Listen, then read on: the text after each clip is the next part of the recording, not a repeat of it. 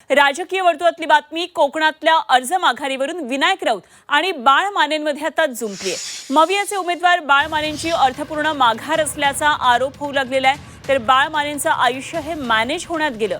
अर्ज माघारीसाठी किती पैसे घेतले ते लवकरच जाहीर करू असं सांगत विनायक राऊतांनी हल्लाबोल केलाय। तर बाळ मानेंनीही त्यांना टोलाला लावलाय।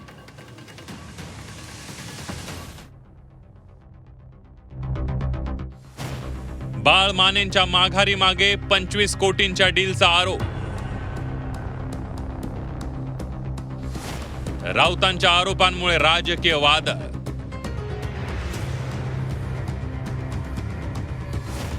हकालपट्टीनंतर बाळ मानेंना भाजप प्रवेशाचे वेग। विधान परिषदेच्या रायगड रत्नागिरी मतदारसंघातील महाविकास आघाडीचे उमेदवार बाळ मानेंची अर्थपूर्ण माघार असल्याचा आरोप होऊ लागलाय। बाळ मानेंनी माघार घेण्यासाठी 25 कोटी रुपये घेतल्याचा आरोप संजय राऊतांनी केलाय। यातले 15 कोटी रुपये मुंबईच्या एका पंचतारांकित हॉटेलमध्ये घेतल्याचा आरोप करण्यात आलाय।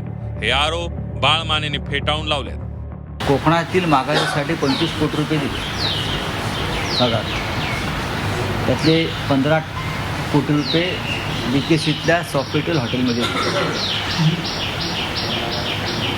विचारा, तुम्ही जाऊन विचारा, घेणाऱ्यांना आणि देणाऱ्यांना विचारा या निर्लज्जपणावर। संजय राऊत साहेबांना रोज सकाळी बोलण्याव्यतिरिक्त दुसरं काही काम नसतं आणि त्यामुळं असे बेछूट आरोप करण्यापेक्षा त्यांनी त्याचे पुरावे द्यावेत।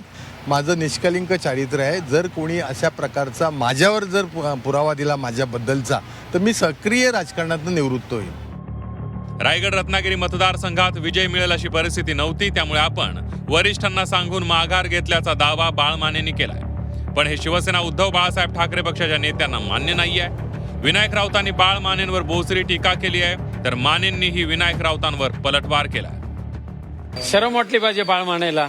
त्यांचे सख्खे साडू शिवसेना नेते माननीय भास्करराव जाधव आणि त्यांचे सुपुत्र हे स्वतः त्यांच्याबरोबर फॉर्म भरायला होते। आमचे सगळे जिल्हा प्रमुख होते। आमचे महाविकास आघाडीचे प्रत्येक वेळेला जुळवाजुळव होत असते, त्यामुळे त्याच्यामध्ये रडण्याचं काही कारण नाही, त्यांच्या डोक्यावर खापर फोडण्याचं कारण नाही आहे। तुला घाण खायची होती, तुला शेण खायचं होतं, म्हणून तू महाविकास आघाडीच्या डोक्यावर कशाला कापर फोडतोस? आणि आता ज्यांच्या बरोबर तू जाऊन फॉर्म मागे घेतलास त्याच्याकडून किती घेतले हे त्याने काही जणांना सांगितले। काही दिवसांनी आम्ही सांगू किती खोक्याचा गद्दार झाला तो। पालघरची लोकसभेची निवडणूक असो, अन्य काही निवडणुका असो, माझ्या स्वतःच्या विधानसभेच्या निवडणुकीच्या वेळेसुद्धा तत्कालीन शिवसेनेचे जिल्हा प्रमुख, तत्कालीन तालुका प्रमुख, उपतालुका विभाग प्रमुख जे विनायक राऊत साहेबांचे हस्तक होते, लोकसभेला त्यांच्यावर होते, त्यांनी माझ्याकडून पैसे घेतले पण माझं काम केलं नाही। ही गद्दारी विनायक राऊत साहेबांमुळेच झाली, हा इतिहास आहे। माझी सुनबाई शिवानी माने सावंत नगरपालिकेला जेव्हा उभी होती त्यावेळेला सुद्धा ह्यांनी हाराकिरी केली। प्रत्येक वेळेला विनायक राऊत साहेब 50,000साठी सुद्धा हरामखोरी करतात आणि माझ्यावरती टीकाच करतायत। मी विनायक राऊत साहेबांना सांगतोय की 40 वर्षाचं माझं निष्कलिंक चारित्र्य आहे। मी राष्ट्रीय स्वयंसेवक संघाचा स्वयंसेवक आहे। तेव्हा तुमच्याबद्दलची प्रतिमा काय आहे आणि मातोश्री परिसरात काय बोललं जातं तुमच्याबद्दल? उद्धवजी खूप चांगले आहेत, रश्मीताई खूप चांगली आहेत, ही सगळी माणसं चांगली आहेत, परंतु असे हे जे बडवे आहेत विनायक राऊतांसारखे, याच्यामुळं उद्धवजींना फसगत करतात, दिशाभूल करतात। चोराच्या उलट्या बोंबा कशा असतात त्याचं उदाहरण म्हणजे बाळ माने। म्हणजे स्वतः हाराखेरी करायची, स्वतः इतरांना टोप्या घालायच्या आणि प्रामाणिकपणे माननीय उद्धव साहेबांनी ज्यांच्यावर विश्वास ठेवला त्या उद्धव साहेबांशी बेईमानी करून, उद्धव साहेबांचा विश्वासघात करून विधान परिषदेच्या उमेदवारी मागे घ्यायची आणि मागे घेत असताना जे काही षडयंत्र रचलं गेलं ते आता उघड होत चाललेलं आहे। आणि म्हणून अशा या दल बदलू आणि विश्वासघातकी बाळमानेच्या प्रत्येक शब्दाला आता आम्हाला किंमत द्यायची गरज नाही आहे, परंतु विश्वासघातकी माणसाचं एक ना एक दिवस रूप स्पष्ट होतं आणि लोकांकडून त्याला त्याची जागा दाखवली जाते। बाळ मानेंनी भाजपमध्ये जाण्याचे संकेत दिलेत, पण बाळ मानेंचं भाजपमध्येही जल्लोषात स्वागत होईल अशी परिस्थिती नाहीये। नारायण राणेंनी बाळ मानेंवर थेट फिक्सिंगचे आरोप केलेत। बाळ माने मात्र सगळं काही देवाभाऊंच्या भरोशावर आहे असं सांगून भाजप प्रवेशाची वाट पाहू लागले। नितेश राणे कोकणामध्ये नेतृत्व करतायत, भाजपचं त्या हिंदुत्वाचा सगळा ते नेतृत्व करतायत, राष्ट्रीय स्वयंसेवक संघाचा विचार ते घेऊन चाललेत अशा वेळेला राजकारणात ही कालची मी भूमिका घेत असताना कोणाचं तरी राजकीय संरक्षण मला असणं अत्यंत आवश्यक होतं.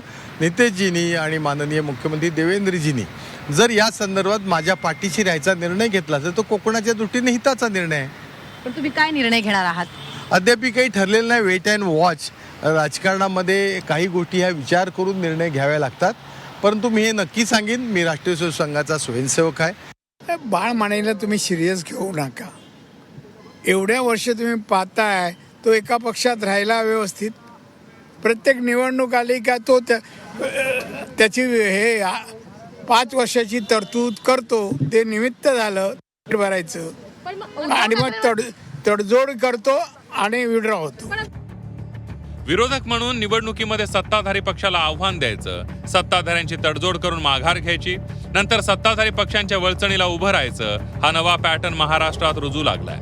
या पॅटर्नमुळे निवडणुकीत उमेदवारी द्यायची तर ती कुणाला द्यायची आणि दिली तर तो उमेदवार पक्षात राहील का याची हमी राहिलेली नाहीये. ब्युरो रिपोर्ट, झी 24 तास, मुंबई.